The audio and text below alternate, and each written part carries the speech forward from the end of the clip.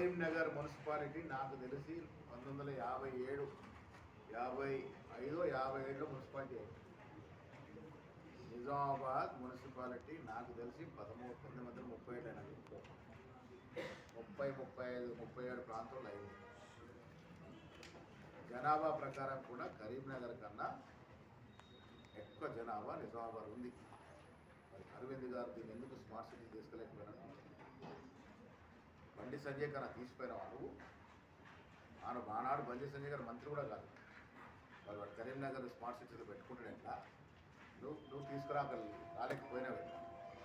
నీ చేతుల్లో ఉంది కూడా చేయలేకపోయినావు. ఇవల్ల దేవుడి పేర్లు వచ్చి ఓట్లు అడుగుతానంటే ప్రజలు నమ్మే పరిస్థితి వేరుగాక లేరు. ఈ పట్టణంలో జరిగే మున్సిపల్ ఎన్నికల్లో డెఫినెట్గా కాంగ్రెస్ పార్టీ అత్యధిక సీట్లు గెలుచుకొని మేయర్ సీట్ని కైవసం చేసుకుంటాము అంటే అనుమానం లేదు. నగర ప్రజలు ఆశించిన మేరకు నగర అభివృద్ధి, నగర పౌరుల యొక్క భవిష్యత్తు, నగర పౌరుల యొక్క పిల్లల భవిష్యత్తు కూడా కాంగ్రెస్ పార్టీ చూసుకుంటుంది. ఈ విషయాలతో మీ ద్వారా నగర ప్రజలకి స్పష్టత ఇవ్వదలుచుకున్నాము. కాంగ్రెస్ పార్టీ ఒక మాట ఇస్తే మాట నిలబడుతుంది.